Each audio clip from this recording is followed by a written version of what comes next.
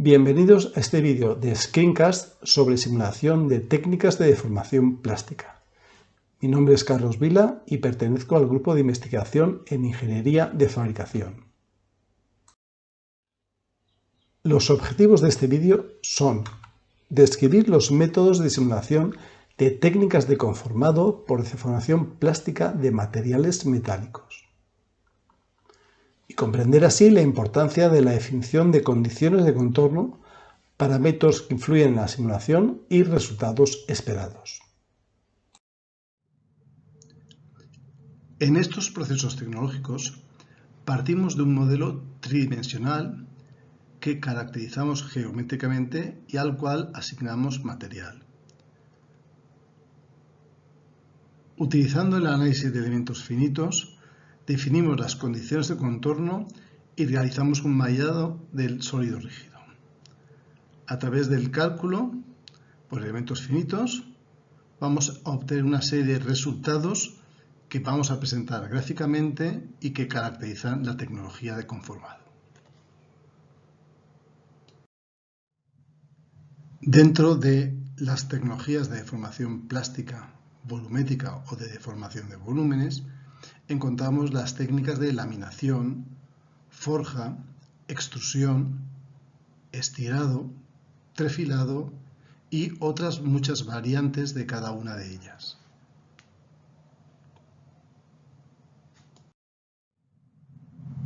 En cuanto a los fenómenos físicos que influyen en el proceso y que interactúan en la simulación por elementos finitos, hay que considerar la deformación elástica inicial, la deformación plástica del sólido y principal análisis, la fricción existente entre el sólido y las superficies interiores de la matriz o punzones, la transferencia de calor entre el sólido y la matriz, así como entre la matriz y el ambiente, y por último la mecánica del sólido rígido.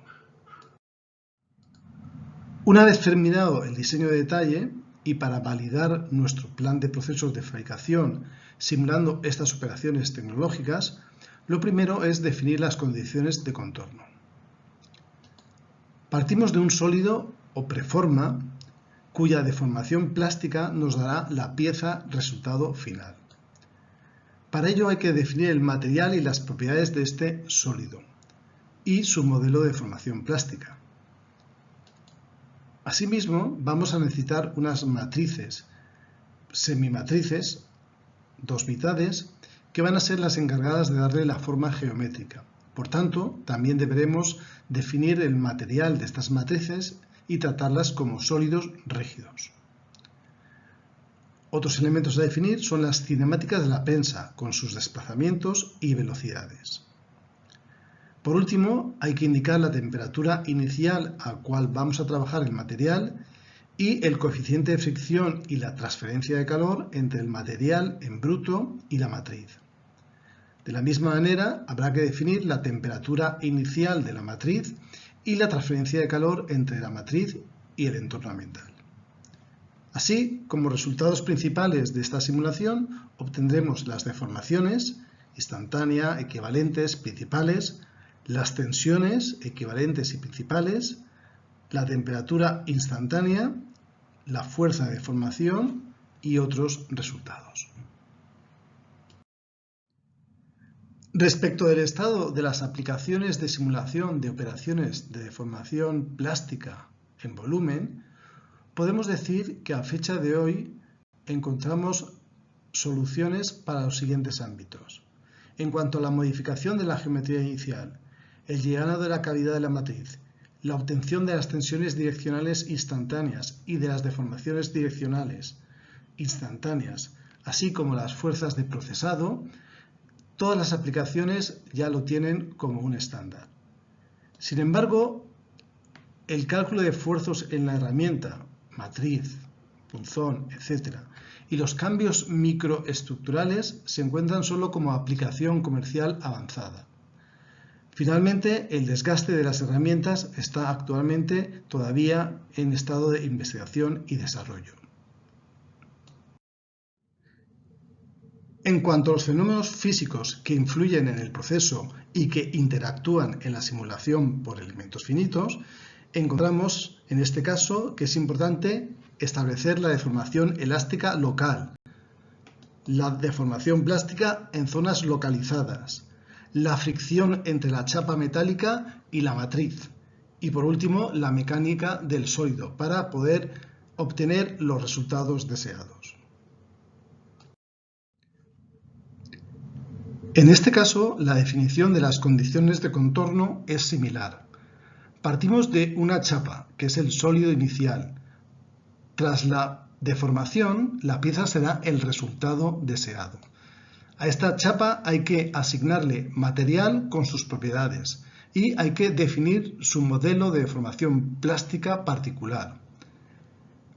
Para poder obtener el sólido final es necesario definir, diseñar las matrices. En el caso de otras técnicas de trabajo de la chapa, los punzones. De la misma manera, habrá que asignar los materiales con sus propiedades y definir todas las geometrías. También es necesario definir la cinemática de la prensa en cuanto a desplazamientos y velocidades. Y para las condiciones de contorno también se necesita la temperatura inicial del material, el coeficiente de fricción y la transferencia de calor entre el material y la matriz y la temperatura de la matriz y la transferencia de calor entre la matriz y el entorno ambiental. En este caso, los resultados que arroja la simulación por elementos finitos son la deformación instantánea, las tensiones equivalentes y principales, las deformaciones equivalentes y principales, la temperatura instantánea y la fuerza de deformación, entre otros. En cuanto al estado de madurez de las aplicaciones de simulación del conformado de chapa metálica, encontramos que están muy consolidadas las simulaciones de la modificación de geometría, análisis de roturas, análisis de arrugas y predicción de la recuperación elástica. Por otra parte, el desarrollo de matrices y troqueles también está bastante comercializado, así como la secuenciación de operaciones. No obstante, las operaciones de corte sigue siendo un problema en la simulación de procesos de conformado de chapa metálica. Uno de los primeros resultados deseados en el análisis de elementos finitos para procesos de deformación plástica de chapa es ver cómo queda la chapa metálica tras el proceso de deformación con la matriz, es decir, comprobar si realmente obtenemos la geometría deseada. Para geometrías sencillas, como el caso del plegado, es fácil realizar simulaciones visuales, sobre todo para el diseño del punzón y contrapunzón.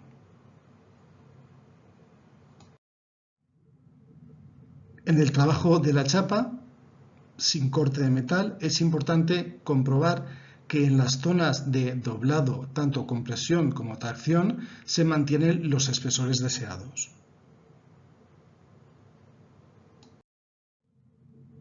Para piezas más complejas, como las obtenidas en los procesos de estampación, es importante comprobar que controlamos la recuperación elástica, porque posteriormente necesitamos realizar procesos de corte.